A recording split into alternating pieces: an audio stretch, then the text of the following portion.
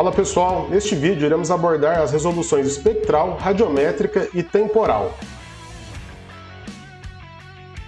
Atualmente, o sensoramento remoto possui uma grande quantidade de satélites, que oferecem uma diversidade de imagens para atender às necessidades de uma ampla demanda de usuários, com diferentes interesses de aplicações, tais como desmatamento, incêndio, agricultura, planejamento urbano, desastres naturais e qualidade de água. Mas uma pergunta recorrente que usuários de sensoramento remoto fazem é: quais características o sensor precisa ter para ser útil para o meu problema? Para cada aplicação, 4 grandes características do sensor são importantes de serem avaliadas: a resolução espacial, a resolução espectral, resolução radiométrica e resolução temporal. Assim, uma forma de se avaliar as potencialidades de um sensor é pelo dimensionamento de suas resoluções. Neste vídeo, iremos falar das resoluções espectral, radiométrica e temporal. Sobre a resolução espacial, iremos abordar em outro vídeo. A resolução espectral está associada a pelo menos 3 parâmetros: o número de bandas que o sensor possui, a largura em comprimento de onda dessas bandas e as posições que as bandas estão situadas dentro do espectro eletromagnético. Comparativamente, um sensor tem melhor resolução espectral se ele possui maior número de bandas situadas em diferentes regiões espectrais e com larguras estreitas de comprimento de onda.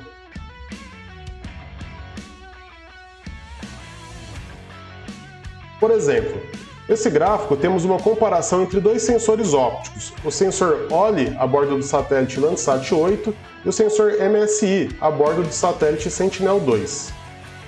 Adicionalmente, temos o comportamento espectral de 3 alvos clássicos em sensoramento remoto: solo, água e vegetação, em relação à sua reflectância. Considerando apenas o intervalo espectral do infravermelho de ondas curtas, ambos os sensores podem ser considerados equivalentes, pois eles possuem bandas posicionadas em regiões semelhantes do espectro eletromagnético.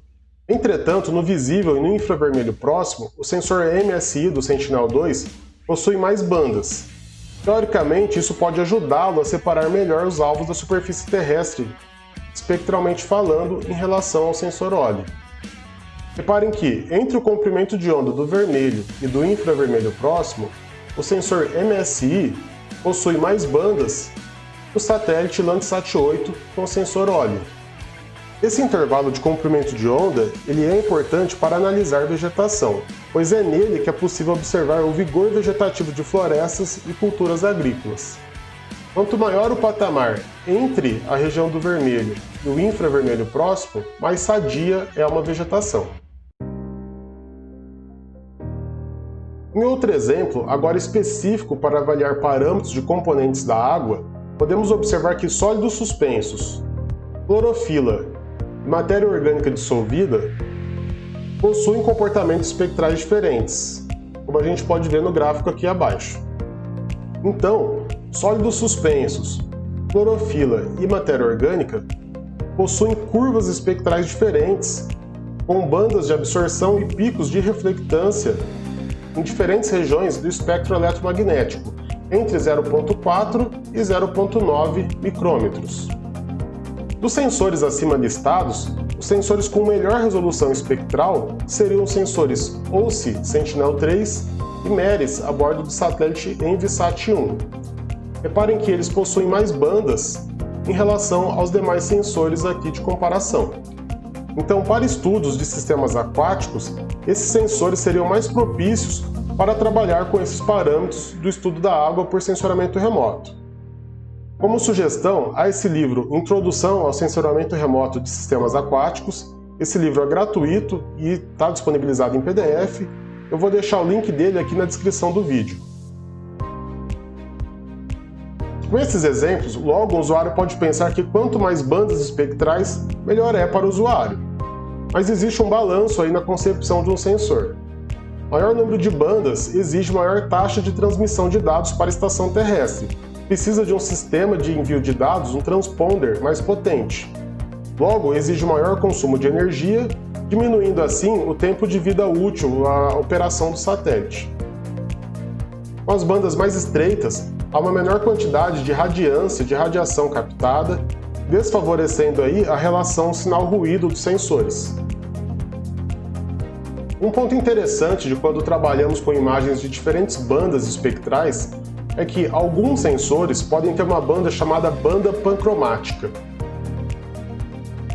De maneira geral, essa banda possui uma resolução espacial melhor que as demais bandas. Também possui uma largura espectral maior. Nessa figura, a gente tem um exemplo do sensor ETM+, do satélite Landsat 7. As bandas multiespectrais, aqui representadas pela banda 1, 2, 3 e 4, possuem uma resolução espacial nominal de 30 metros, enquanto a banda pancromática, representada pela banda 8, possui uma resolução espacial nominal de 15 metros. Reparem que as bandas multiespectrais possuem uma largura de banda muito menor do que a banda pancromática. A banda pancromática consegue abranger aí parte da banda 1, toda a banda 2, a banda 3 e a banda 4. A estratégia de ter uma banda mais larga é primordial para ter uma melhor resolução espacial, pois o sensor consegue captar maior quantidade de energia com uma banda maior, e em menos campo de visada instantâneo, ou seja, com menos IFOV. E aqui temos um exemplo do novo satélite Sibers 4A, feito pelo INPE em parceria com a China. O sensor WPM desse satélite tem bandas multiespectrais de 8 metros de resolução espacial, os comprimentos de onda do azul, verde, vermelho e infravermelho próximo. Usamos alguma dessas bandas e fizemos uma composição colorida. E há também uma banda pancromática, de 2 metros de resolução espacial. Essa banda pancromática em tons de cinza pode ser combinada com imagens em composição colorida, por um processo que chama fusão. Então, o usuário pode combinar o maior detalhamento espacial da imagem pancromática com o dado multiespectral. Para fecharmos esse tópico, é importante pontuar a diferença entre sensores multi e hiperespectrais. Sensores hiperespectrais são sensores que possuem muitas bandas contíguas e estreitas. Alguns autores colocam que, para ser hiperespectral, o sensor precisa ter mais de 100 bandas, por exemplo. Já sensores multiespectrais são aqueles sensores que dispõem de bandas abrangendo diferentes regiões do espectro eletromagnético, como visível, infravermelho próximo e de ondas curtas, mas com uma largura de banda um pouco maior. Aqui como exemplo temos os sensores Hyperion, com 220 bandas, com larguras bem estreitas, e os sensores multiespectrais Aster e ETM+, do satélite Landsat 7, com poucas bandas, com maior largura de faixa espectral. Por sua vez, a resolução radiométrica está associada à capacidade do detector para medir as diferenças de intensidade dos níveis de radiância dos alvos terrestres. Os níveis de radiância, que é um sinal contínuo, são transformados em valores discretos, um processo de quantização. Em outras palavras, em sensoramento remoto, a quantização é o processo de codificação dos valores contínuos de radiância em intervalos discretos. Na prática, equivale a quantos níveis de cinza o sinal da radiância será discretizado. Temos aí então o efeito de arredondamento. Na imagem, a quantização é representada em bits. O número de bits no pixel corresponde ao número de tons de cinza que podem ser representados na imagem digital. Quanto melhor a resolução radiométrica, melhor a capacidade de distinguir a intensidade da radiância. Um ponto importante aqui, a resolução radiométrica é um parâmetro inerente ao sensor. Já a quantização é um parâmetro relacionado à imagem. Na figura aqui ao lado temos uma imagem de 8 e 11 bits. A imagem de 11 bits tem mais variações de tons de cinza do que a imagem de 8 bits. E o que é esse número de bits? Ele pode ser calculado a partir da seguinte relação: 2 elevado a n. Então, uma imagem de 8 bits com 2 elevado a 8 tem 256 valores de tons de cinza, com os valores variando aí de 0, conta a partir do 0, até 255. Já uma imagem de 10 bits, 2 elevado a 10, terá aí 1024 valores de tons de cinza, e assim por diante. Por exemplo, considerando um sensor que gera imagens em 8 bits, ou seja, 256 tons de cinza, cada sensor e cada banda espectral é programado para ser sensibilizado por uma quantidade mínima e máxima de radiância. Essa quantidade de radiância é então convertida em uma relação linear entre o número digital, variando aqui no caso de 0 a 255, sendo 0 um pixel escuro e 255 um pixel claro.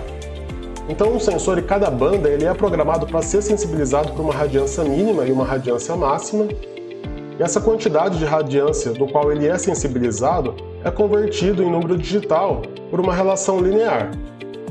Aqui no caso a gente tem aqui uma equação da reta.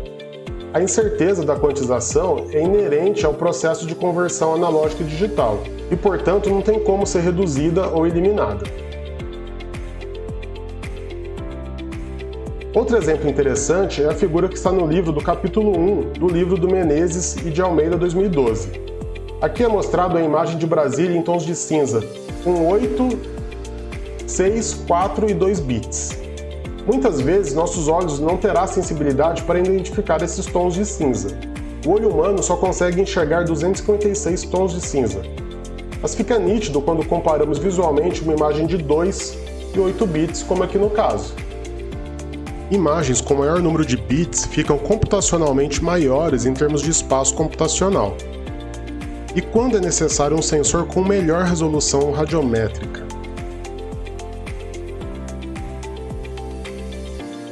Alvos terrestres que possuem um sinal muito baixo ou com pouca variação da radiância refletida são exemplos que precisam de melhor resolução radiométrica. É o caso de quem trabalha com qualidade da água em sensoramento remoto. O sinal da água é muito baixo, então precisa de uma melhor resolução radiométrica para captar melhor qualquer variação desse sinal. Por fim, a resolução temporal está relacionada à frequência com que um sensor revisita uma mesma área e obtém imagens periódicas. Sensores com órbita geocêntrica equatorial são programados para imaginar fixamente apenas uma porção da superfície terrestre. Logo, esses sensores podem obter imagens com uma alta revisita com poucos minutos. É o caso de sensores a bordo de satélites meteorológicos.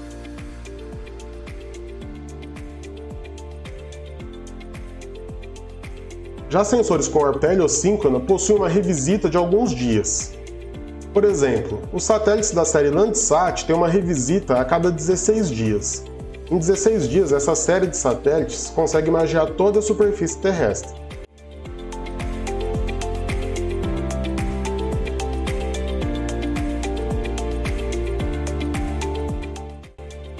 Uma estratégia das agências espaciais é ter satélites com sensores idênticos, formando aí uma constelação.